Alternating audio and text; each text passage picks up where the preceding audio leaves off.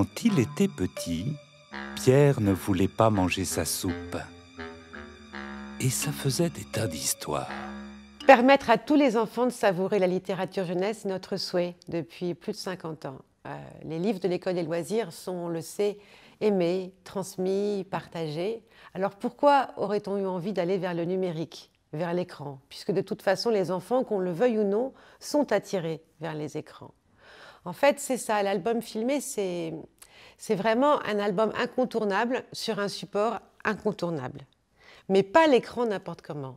Il s'agit d'offrir le meilleur, de garder la magie des histoires écrites par nos auteurs, de donner aux enfants l'envie de venir ou de revenir vers le livre. Alors, pendant plus de 3 ans, on a réfléchi, on a cherché, on a essayé.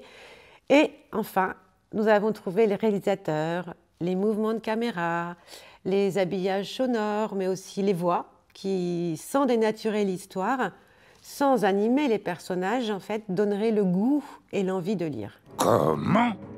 Les chaussettes de mon père. Comment? Ça permet une première approche de l'histoire qui est facilitée par la dimension qui est sur l'écran, par éventuellement la musique ou d'autres aspects. Et c'est une première approche, mais qui ensuite renvoie vers le livre d'une manière différente. Et il me semble que c'est un petit peu pour donner le goût de l'histoire que l'on va retrouver après pleinement dans le livre. Je trouve que le film, ça m'a beaucoup plu. Et si je regarde un livre, peut-être que ça va encore beaucoup plus me plaire. Il nous fallait aussi respecter le travail des auteurs. On a travaillé au plus près de leurs textes, au plus près de leurs illustrations. Les mouvements de caméra imitent un petit peu le mouvement des yeux des enfants sur les pages d'un livre. Ce qui est assez extraordinaire, c'est que les auteurs eux-mêmes redécouvrent leurs textes lus par un conteur professionnel. Et ça, c'est magnifique.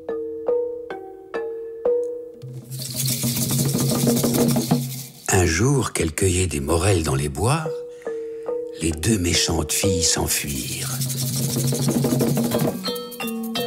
en abandonnant leur petite sœur.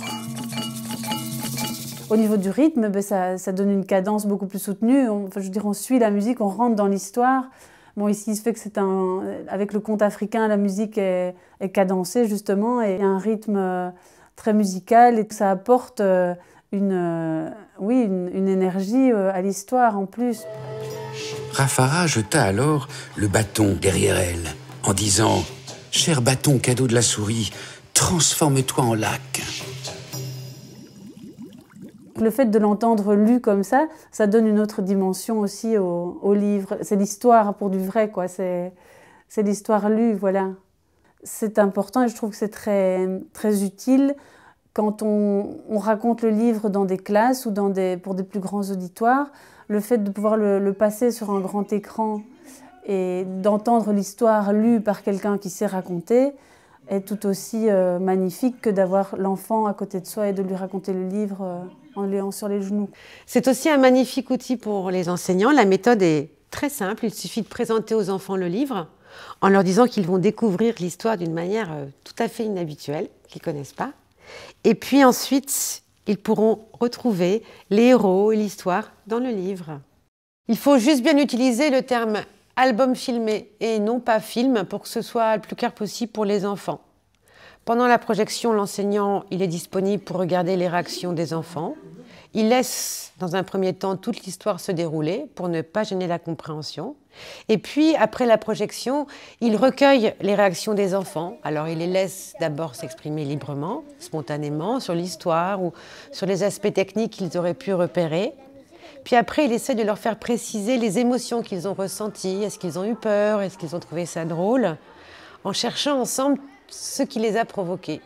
Le livre est laissé à portée de la main, il pourrait être lu le lendemain ou même dans la journée. Et ce qui est incroyable, c'est qu'en fait, les enfants, et surtout ceux en difficulté, c'est ça qui est vraiment très intéressant, sont attirés vers le livre, ont envie de le lire. En fait, les mouvements de caméra leur ont permis de mieux comprendre l'histoire. La musique les a aidés, ils ont été captivés et ensuite, ils ont envie d'aller le lire tout seuls.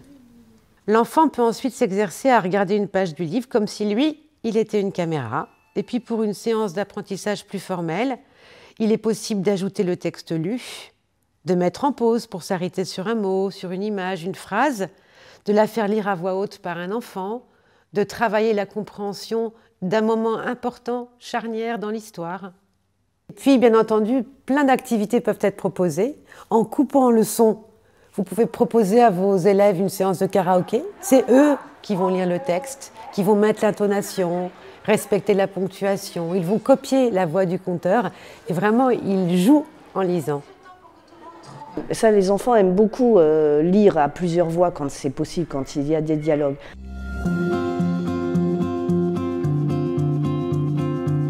Vous pourrez voir tous nos bonus pour découvrir d'autres jeux littéraires à mener dans votre école, dans votre bibliothèque. Et puis, après avoir travaillé avec cette collection, vous pouvez approfondir ce travail avec les enfants et leur faire fabriquer eux-mêmes leur propre album filmé.